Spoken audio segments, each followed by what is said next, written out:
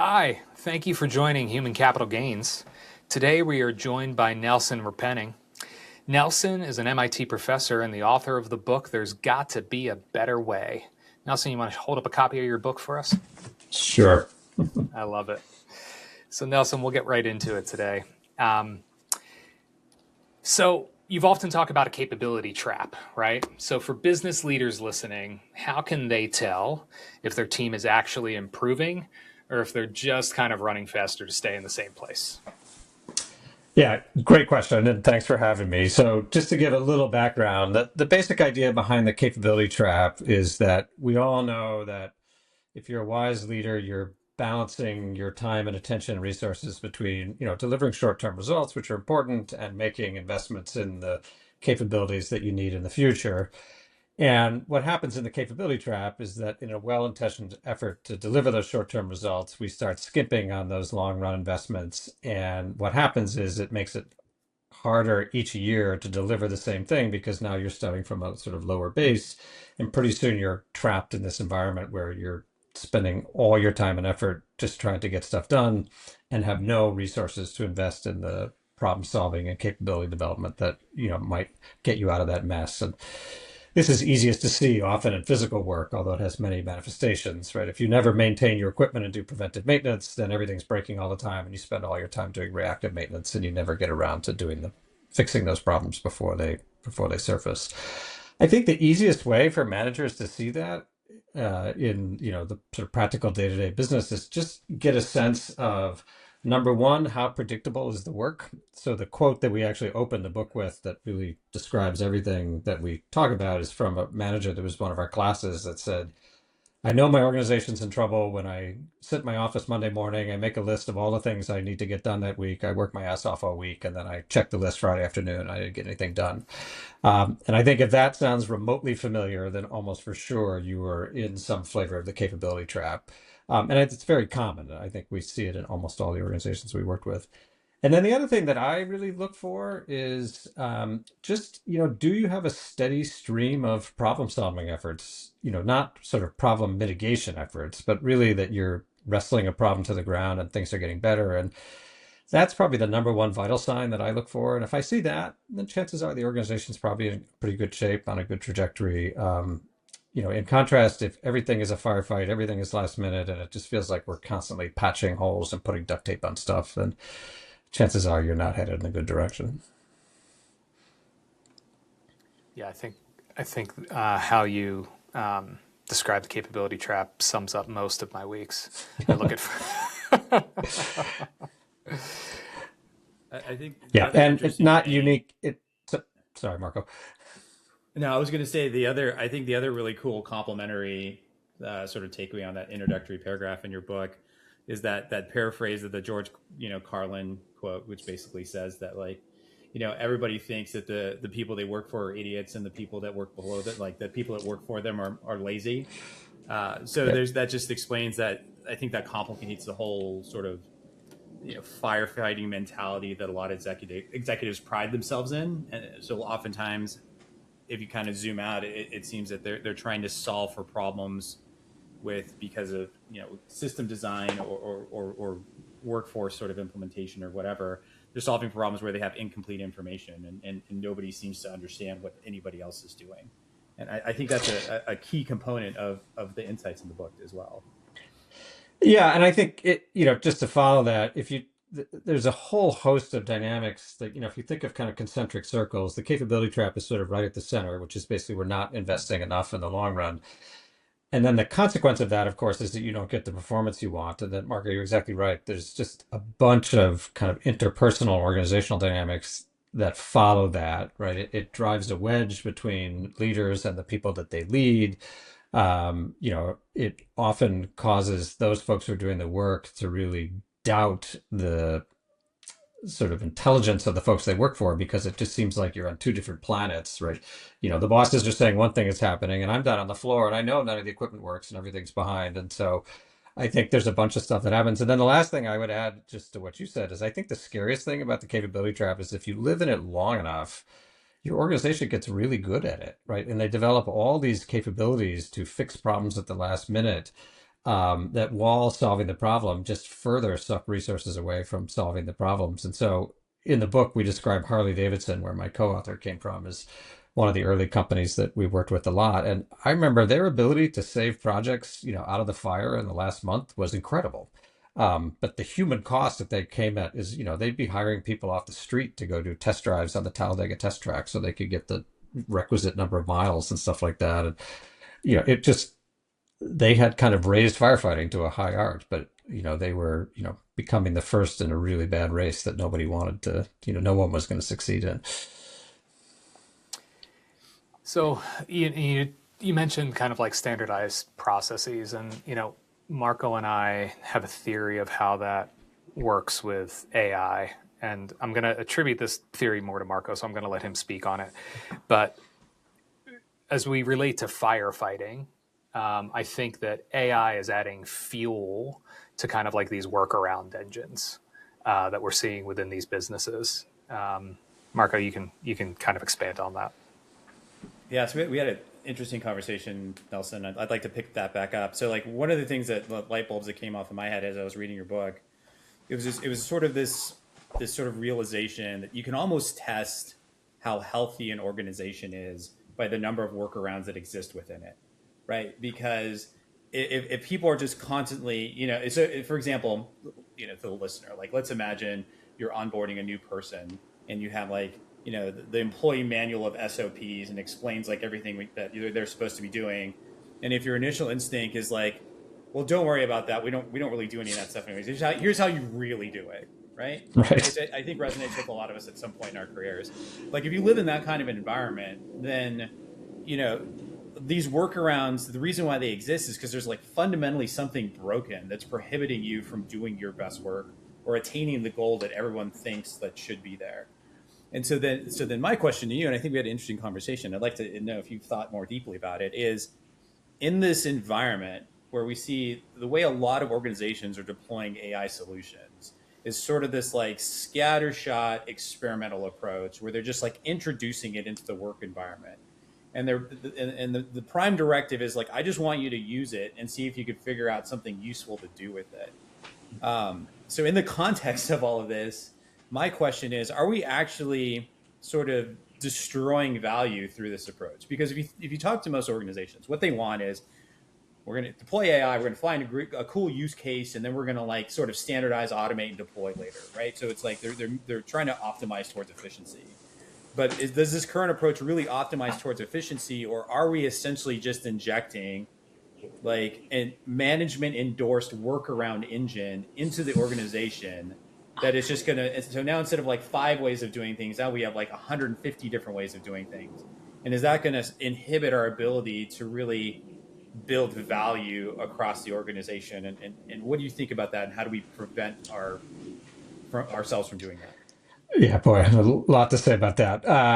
So I think the first thing I would say is, in my view, I think it's really dangerous to get the cart and the horse in the wrong direction or wrong order here, right? And I think this is happening all the time. You guys know better than me, right? Every CEO is answering to their board about what their AI strategy is. And so I think it seems plausible that I hand out these tools so people have Claude or Chat or more sophisticated stuff, and you can just figure out what you're going to do with it.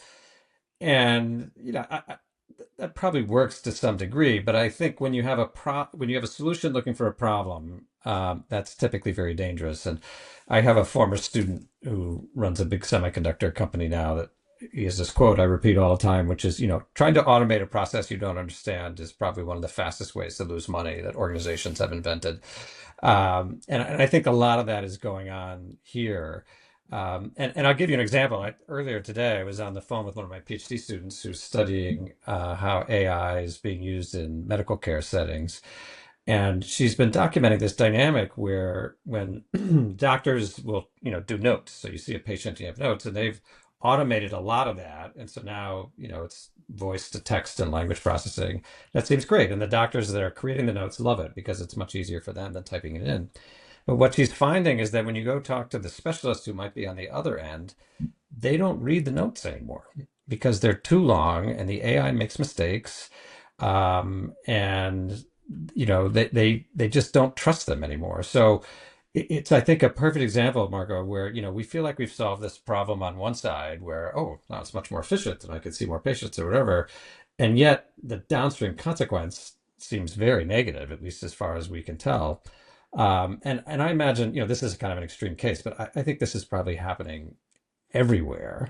And so you're right. I think this is very likely to be value destroying. And so I think, for my taste, the way to go after this is, you know, we should be using AI to solve business problems, right? You've got to get the business need and the value creation, leading the charge here. And then AI is one of many tools in your toolkit that could potentially solve that problem.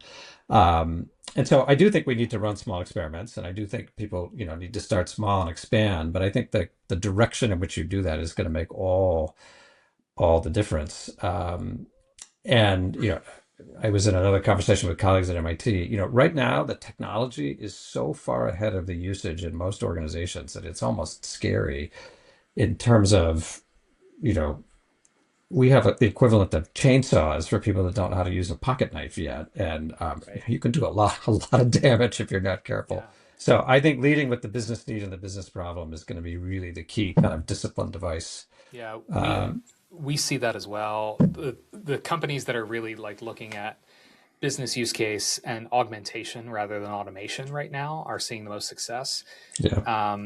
We strive towards. And I just spoke with a large investment bank recently about, when are we going to move off of this kind of like artificial efficiency metric that we're measuring success for AI implementation, right? Because in the beginning it was, we're looking for efficiencies, which, a lot of the investments, meant that they were looking for headcount reduction as a result. And we're just not seeing it, nor is it the best use case for the technology to begin with. So it's a matter of finding a different measure of ROI for that investment that's not related to efficiency.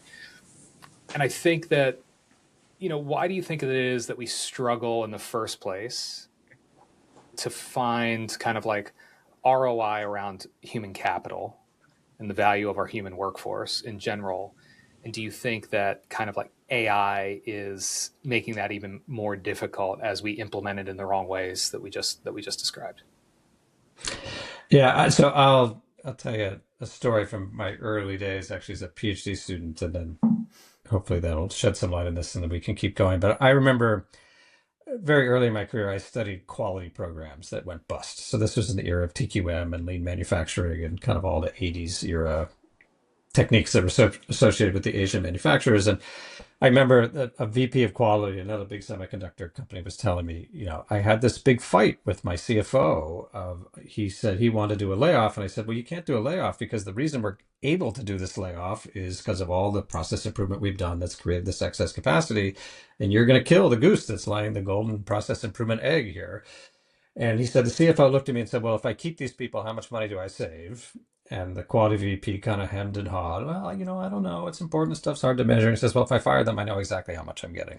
So I think problem number one is there's just this core asymmetry that is so easy. It's incredibly seductive, right? Because we're hearing this with our MBA students, right? That investment banks aren't going to be hiring entry-level analysts anymore. Well, okay, so I don't have 128-year-old fresh MBAs. I can figure out how much that saves me extremely easily. Very hard to roll up, what's the cost of doing this wrong or half-assed or the errors that may come out, right? So I think number one, there's just this big asymmetry there that is getting in the way. And I think AI is particularly prone to this because, the reported benefit is that we're going to reduce our headcount, which is just an easy thing to roll up. And people are very expensive because you got to pay them and benefits and all that kind of stuff. So I think that's number one. And then I think the other thing, which is a huge theme of the book, although it's not directly connected to AI, is any work process is a mix of that formal process that Marco was alluding to earlier, that has the SOPs and so on and so forth, and then all the little workarounds that people create. And I think what separates, from my view, a good organization from one that's struggling is we know those two things are never the same, but I think in good organizations, we're constantly working to move them closer to each other through problem solving and revealing, like, okay, if this SOP is something that no one ever follows, then either we need to just get rid of it, or, we need to put in some kind of countermeasure so that people actually follow it. But I think what happens in lots of places is those two things are getting farther and farther apart. And so executives, in most cases, in my experience, really have no idea what's actually happening on a day-to-day basis on the shop floor, which, they get a little annoyed when I say that, but I think I've seen enough evidence and I'm pretty confident that that's the case.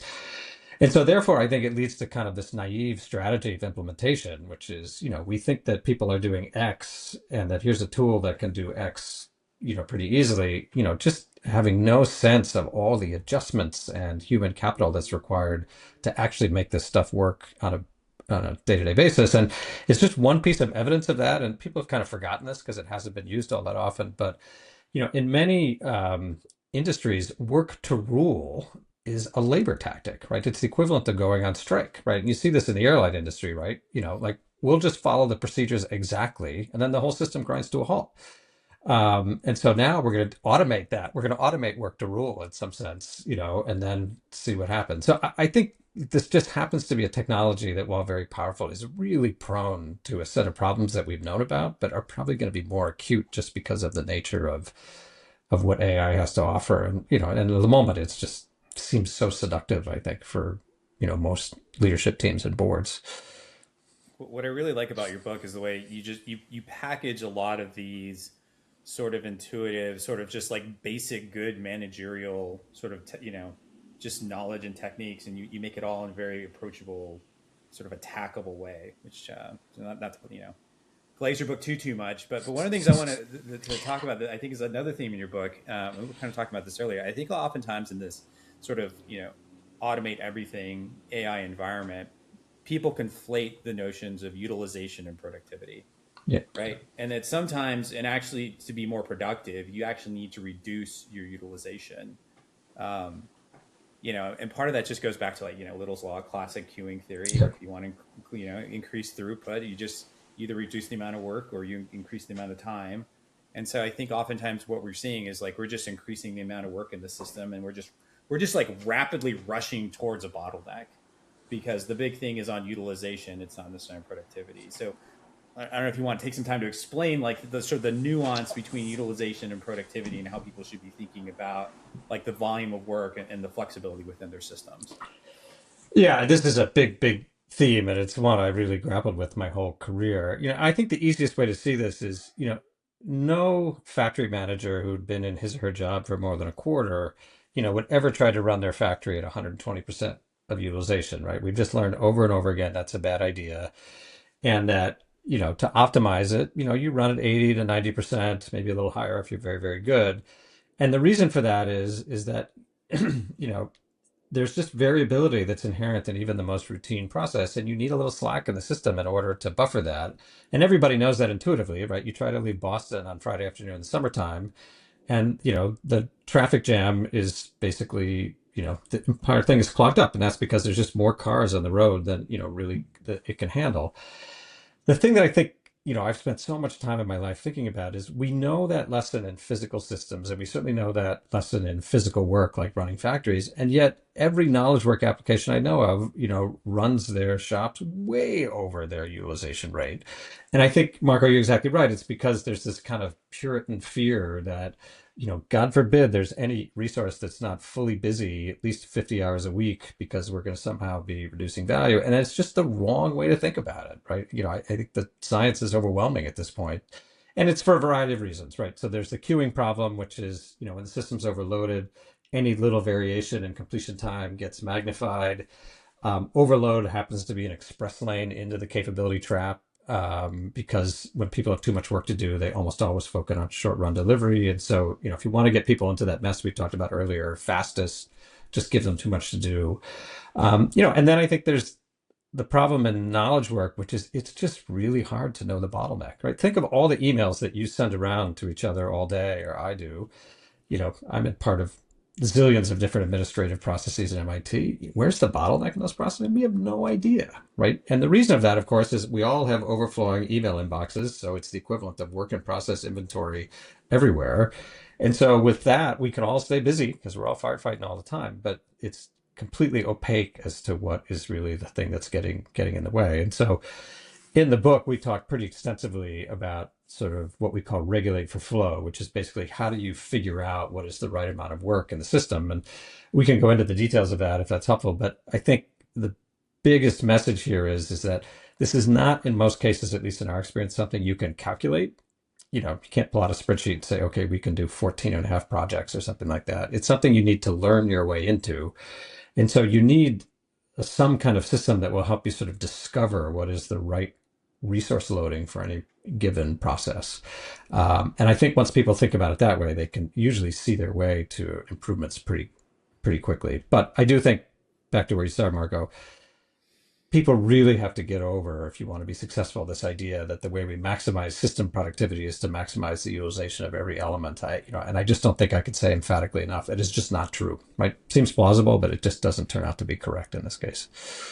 I think we're starting to see some evidence of that, right? Because I think if you kind of dig into, like, famously, like, why are AI projects failing? Why are they not delivering on the value we're expecting them? If you start like talking to people about it in terms of why did you abandon this AI project, whatever, it's usually because the initial thesis behind the value is we're going to push utilization, right? Everyone's going to be at like 120%. This is great. You're going to have this coworker that's like 24/7 that's going to be working 24/7 doing all this stuff, right? But like it's equivalent to getting like a third year student and then making them your full-time intern and having them work 24/7, and like, yeah, a lot of their work's going to be fine, but there's going to be mistakes within that work, and the volume of those mistakes are going to pile up. So I think what some of the smarter organizations are doing, and I included this in like one of the articles I wrote, is that when you're factoring in this, the value of AI, I think part of it is like, what is the cost to the organization if something catastrophically goes wrong? Like, do we have the capability to recover, right? And it's like, oh, I'm going to save 5 minutes a day by doing this process, but if it goes wrong, it's going to destroy like 12 hours of work to get it back online. Like, am I willing to make that sort of sacrifice? Am I prepared for it? So I think there's evidence of that's sort of surfacing just through some anecdotal conversations. Yeah, I would totally agree with that. And it connects to one of my favorite axes to grind, which is I grow increasingly concerned with what I call the Silicon Valleyization of all of management culture. We have a set of companies that have been enormously successful, Google and Meta, so on and so forth, and they do consumer facing software largely, that has a pretty low risk profile. Now, that risk profile, I think, is bigger at a societal level than maybe we give it credit, but, you know, people aren't going to die if there's an error in that software. And so I think the most generous interpretation I could say is, if we overload there and we use a lot of AI tools there, maybe those are errors that we can absorb without, really catastrophic consequences. And I think it's the same thing in kind of software development more generally, right? That tends to be a very iterative industry. They try stuff, and if the website goes down over the weekend, we fix it. It's fine, right? You can kind of learn by doing or hill climb in that world without an enormous cost, right? We would not want our physicians to do that, right? We would not want manned space flight to be run that way. And so one of the other things I think is very problematic about this world is, the strategies that people are using to kind of implement these tools don't seem to be risk weighted, at least as far as I could tell, in any kind of meaningful way. And you should be very careful about drawing lessons from, an environment that is very friendly to iteration and small mistakes, to an environment that, those mistakes might be catastrophic, right? And I think your example, Margo, is, yeah, okay, I save my 5 minutes a day, but every error costs me 12 hours, right? That's probably not a good trade-off. And I think it's kind of the irony of AI is it seems, at least as far as I can tell right now, the place that's going to be most successful is replacing the software engineers that created it, which is a little bit of a weird sort of irony that goes with it. But software development has its own unique characteristics, and I'm not sure it's representative of the vast majority of work that people do, even knowledge workers in other contexts. And so again, you got to be a little careful about drawing lessons from one to the other. So, AI is an interesting parallel here. And to turn away from AI for a second, back to more like a systems perspective as well. There's so many times in companies that we blame human error when things go wrong, right? So, from a systems perspective, How often is it actually the person, or is it the system that's working that's the culprit? So I think there's two answers to that question, right? So there's the empirical question of what is actually the balance between those two, which I think is difficult to measure. And then I think there is what is the most productive belief to have on the part of managers who actually have to manage these systems on a day-to-day basis. And I have a strong view here, is I think you will be most successful if your initial instinct is the system is the problem, and only after you have gotten all the system stuff right do you then look for people who make mistakes. As you guys know, I did a long stint of working with various companies in high hazard industries, particularly the energy industry, and have helped investigate a lot of incidents and near misses and stuff like that. And I would tell you, in my empirical experience, 9 times out of 10, if not 95 times out of 100, when you dig into it, it's always a little bit messy and it's never totally clear. But in all those cases, the system was not set up for success and relied on some pretty heroic actions on the part of the operator or the technician. And so I'm a really big believer that you have to kind of take that system view first, create a job that any normal person could do correctly on a regular basis. And then when you're really clear on how the work should be done, when you come across that occasional person that just doesn't want to follow the process, well, okay, they probably do need to work somewhere else. And I think that does happen, right? But I think the ordering is really important, because if you kind of go down the person is at fault route first, the side effect of that is you're going to drive all the reporting and the error surfacing underground. Because if people know that I'm going to get blamed whether it's my fault or not, and I'm never going to tell you about near misses or problems, and then all the fodder that you would need to learn to get better is now not available to you. So I think you've really got to start with it's the system at fault. And I think in most cases that's probably true. And once you get all that working right, I think it's pretty easy to spot the occasional bad apple that you might come across, which I think is the exception rather than the rule in most cases. Yeah, and what I love about your, again, it's just the reason why I like your book so much is that I have not hired Marco as my PR agent, by the I way, know, but right? well, I appreciate. I have this fundamental bias in the way I look at like the way the work actually gets done, right? Because I think there's just this fundamental interplay between the organizational structure you have, the processes you have in place, and the technology used to like further those goals. And I think to a certain extent, those things mutually reinforce each other. And we see that reflected in like job descriptions, for example, right? I'm going to hire an accountant. I want them to be sure they have this certain knowledge base, and I want to be proficient within these tools, and I'm going to have them report up through this organizational structure. And that's how the work's going to get done.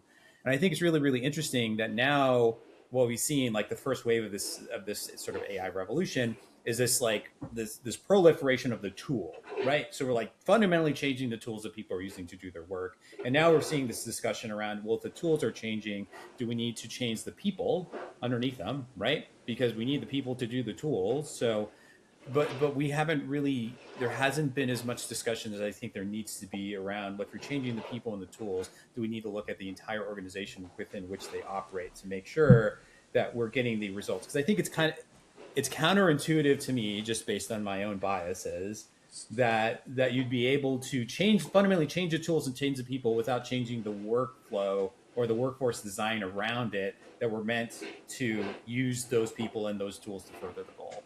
That it all has to change. Yeah, I totally agree. And I think that the real practical bite of that is, at least from my perspective, it's going to be impossible to forecast exactly what that's going to look like in advance. An example I always give, the way that we use our phones today, there's just no way we would have been able to anticipate that 20 years ago when the iPhone first came out. The other day I was hanging a picture. It turns out the iPhone has a level on it. Like, who knew? And I don't think, hardware store owners or, home tool manufacturers were sweating in their boots when the phone first came out. And that probably is scratching the surface of what's going to happen with AI. But given that, right, and this kind of comes back to another book theme, is I think we're going to have to organize in such a way that we learn our way into these new processes and new models, rather than, you know, foolishly thinking we could look into our crystal ball and figure this stuff all out in advance, which kind of takes us back to where we started, which is, I think, leading with the business value and the problem that you're trying to solve is going to be critical. Because if you go the other direction, I mean, I think the number of ways you could come up with misguided business models is almost impossible to fathom, right? The human brain is very creative. But I just think we grossly overestimate our ability to forecast, what it's going to be like. So I totally agree with that. I think it's going to change everything. But I think the companies that are going to win are going to be the ones that kind of solve these problems incrementally and are sort of open to heading in new directions as they're discovered rather than trying to sort of plan their way into it, which to me just doesn't seem possible given how little we know of what they're actually capable of. Nelson, as we kind of like come up on time here, for a CEO that's listening, that really wants to focus on human capital, but kind of overwhelmed by day-to-day operations right now. The analogy that you gave into the beginning of the conversation that, you get to the end of the week and you feel like you haven't accomplished anything. So what's one's kind of like systemic shift that you feel that somebody could make tomorrow to give themselves and their people more breathing room? It's such a great question, and I'll actually give you two. I know you asked for one, but I I'll think take it. number one on the most micro level, and I know it's funny, I teach MBAs, and you ask them all the time, I want to be a CEO when I grow up, but, and I always ask them like, do you have any idea what that job actually entails? Like, it's a hard job, and it takes a lot of time. So, I get that. At the same time, I think if you can carve out an hour a week, even to go see the work and really figure out what people are actually doing and what they have to put up with on a day-to-day basis, I think it will be enormously revealing. And you'll find a million little improvement opportunities that, you can exercise very, very easily, and your people will love you for it. One of my little pet sort of speaking gambits is, I've collected many examples over the years of where printers, even in this day and age, get in the way of work getting done. And there's a story in the last chapter of the book of my colleague Don Kiefer when he ran a company where he's trying to figure out why they can't ship the products they're supposed to ship. And it turns out that the woman who prints out the daily pick sheet is like this $80 dot matrix printer that she's got to bang on the side to get it to print, and so on and so forth. And you would think in this day and age we wouldn't need printers anymore, but it happens all the time. And that's just one of a zillion different little things. So I think just figuring out what's get done and start solving some little problems and understanding what's going on will really make a huge difference. And it's hard, right? Because you're a CEO, you got big things to do, and it's hard to make the time to kind of get out and really see the work. And you have hired expensive people to do that, so it can feel like micromanaging. But I think if you don't do that, you just lose sight with the sort of core workflows of the organization.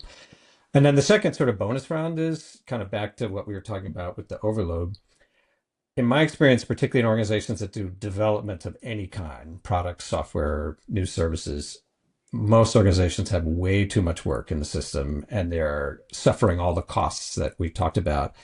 And I will say for at least 10 years, when I would speak in this, I would always tell organizations to do less stuff, and it never worked. I don't think a single company changed as a consequence of my admonitions. But what we've had much more good luck with recently is I don't tell people to cut their projects. I just say rank order them.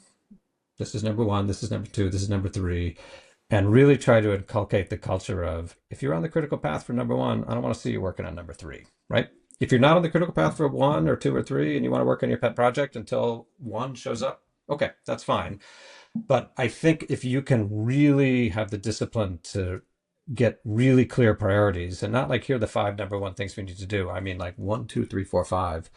Um, we've had enormously good luck with that. And again, I think people will love you for that because I think most CEOs and leadership teams they think they're clearer than they are. And because of that, they create a lot of confusion that they're probably not aware of. And so that often alone will really get the work flowing quite a bit better. And so I think those are two pretty easy wins to go grab. Well, the book is There's Got to Be a Better Way. Nelson, it's been great speaking with you today. We really thank you for your time. Oh, my pleasure. Thanks, guys. I really enjoyed it. Thanks so much.